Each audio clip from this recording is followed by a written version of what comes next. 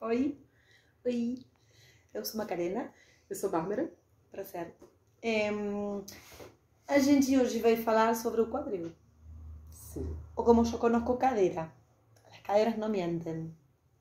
não mesmo. Basicamente, nós vamos falar sobre o que o corpo está dizendo. O que o quadril está falando quando você sente uma dor, quando você sente um desconforto, uma dificuldade qualquer. O que aconteceu para que a gente comece a falar sobre isso? Bati 3 vezes meu quadril com uma mesa. Quando acontece alguma coisa especial, quando alguma coisa particular acontece para com você e você está imersa nisso, alguma coisa está falando para você e você tem um aprendizado com isso. Algo tens que aprender com isso que te passa. Num caso, meu corpo estava falando, meu quadril estava falando para mim. Uma vez é casualidade, né? 2 vezes, mais 3, gente, tem que parar, colocar o pé no chão e falar, tá, que tem meu quadril para falar para mim. Sim. Na verdade, existem estudos que falam que uma vez já é o suficiente para você parar e observar. Porque o seu corpo, ele é extremamente inteligente. Então, seu subconsciente está tentando te passar uma informação sobre um funcionamento que não está adequado. Se esse funcionamento está adequado, você tem percepção espacial, você tem... enfim, você está percebendo o ambiente de maneira a ultrapassar qualquer tipo de obstáculo. Se tem alguma coisa em você que está desalinhada, seu corpo vai encontrar uma maneira de te dizer, olha, mexe aqui, porque aqui, se você resolver, resolve muita coisa. E no caso dela, né, ela trouxe essa generosidade de falar sobre as batidas no quadril, porque foram 3. O corpo tentou avisar a primeira, Sim. não prestou atenção, avisou a segunda, a terceira. Então, a gente tem esse costume de não ouvir na primeira vez. Por isso eu falei, cara, fala 3 vezes. Eu preciso olhar para isso. Mas não sempre o teu corpo vai falar 3 vezes. Não sempre. A gente, a maioria das vezes, com uma é suficiente, como a Bárbara falou. Você não precisa que seu corpo chegue a um limite de gritar o que acontece com você. Você tem que ouvir ele antes de que ele fale. Tem que sentir o que ele está querendo dizer-te. Está expressando. Sim, e cada parte do corpo fala uma coisa. Uma pontinha do seu dedo. Se é na parte da palma da mão, se é na parte do dorso da mão. Cada movimento significa alguma coisa. Um dente quebrado significa. E é interessante você observar porque isso vai falar para você e vai mostrar alguma coisa que você muitas vezes vai acreditar piamente que tá tudo bem. Isso tá resolvido. Tá tudo tranquilo comigo. E o seu corpo tá batendo na cadeira. Então, tá resolvido não. Não tá resolvido. Olha para isso com carinho. E quem sabe você vai ter a oportunidade de não só parar de bater com o quadril na cadeira, mas de se libertar para ir na direção que você quiser ir, de interagir com quem você quiser interagir, se sentir acolhida e se dar a permissão de receber a companhia e o amor que você merece. Também olhar, né? Porque muitas vezes acontecem coisas na nossa vida, que a gente depois, né? Faço depois, ou escuto depois, e quando a pessoa bate 3 vezes na cadeira, quadril, é como uma alarma, né? Para falar, cara, olha para isso. Sim. Olha para isso, não esqueça que tem isso acontecendo na tua vida. Sim. E eu acho muito importante que a gente aprenda isso, fundamental. Es importante que sepamos y que aprendamos que nuestro cuerpo habla siempre. Y cuando empezamos a percibir eso, aprendemos de nosotros.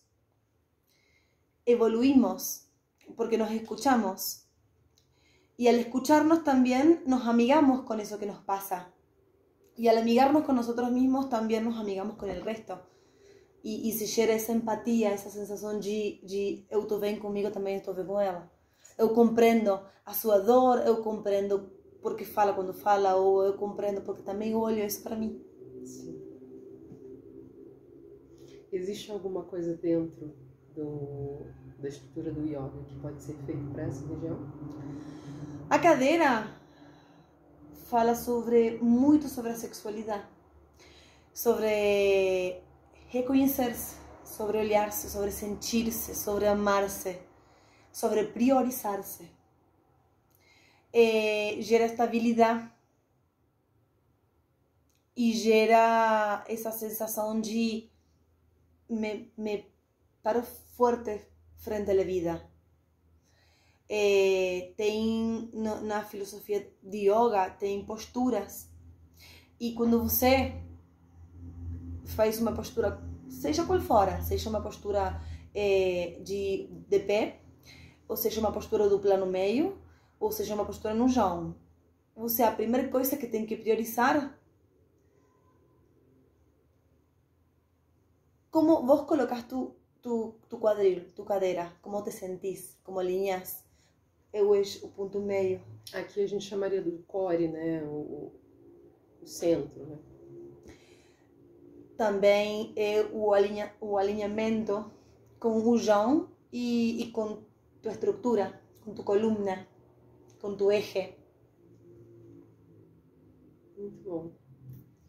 No quesito sexualidade e no quesito estrutura, eu trabalharia a firmeza dos pés no chão, o posicionamento dos 3 pontos de apoio do pé, né, que é a base do dedão do hálux, a base do dedo mínimo do pé, né, no caso, e o calcanhar, dos 2 pés, com esse joelho mais solto, para você sentir a firmeza e ter equilíbrio.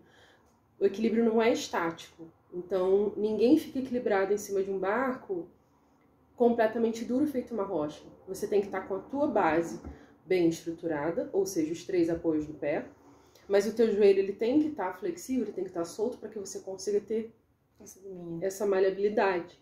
Então, eu trabalharia isso e trabalharia o acolhimento consigo. Como é que eu sinto prazer comigo? O meu toque, o me dar carinho, o tocar cada parte do meu corpo com qual prazer que eu me dou? Na minha presença, o que é gostoso de mim comigo? Que ninguém mais pode dar. Então, eu trabalharia essas questões. É claro que tem uma infinidade, mas eu trabalharia essas questões para começar, porque através desse caminho eu conecto comigo e eu me encontro e eu me afasto um pouco dessa necessidade de que outra pessoa me traga para mim, outra pessoa me ofereça o carinho, porque, né, por quadril, relação com sexualidade, relação com você se sentir acolhida e na presença de alguém, sentir falta, né, o que afeta o quadril. Então, eu não vou sentir falta porque eu tô me dando, eu tô começando a ter essa relação gostosa comigo, e isso começa a transbordar também. E dessa forma também não preciso buscar en esa otra persona ese refugio que mi cuerpo me está pidiendo que busque en mí. No me sustentar, não me asegurar, né? E que interessante, isso abriu uma porta, porque você falou firmeza, falou do pé no chão. E tem posturas. Para você achar um equilíbrio com o seu corpo, primeiro tem que reconhecer que você tem um corpo e você tem que ouvir a ele. E quando você em uma aula de yoga faz postura de equilíbrio, a primeira coisa que eu pido é desequilíbrio.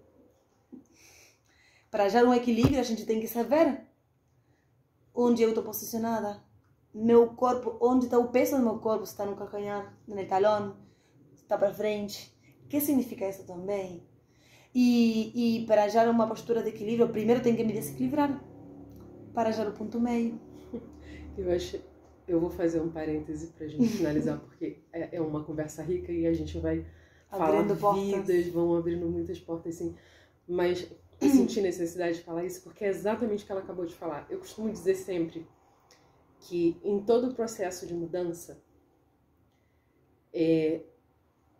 até que a gente consiga encontrar o ponto de equilíbrio de uma corda, vamos colocar assim um exemplo, nós precisamos saber onde estão as duas pontas amarradas.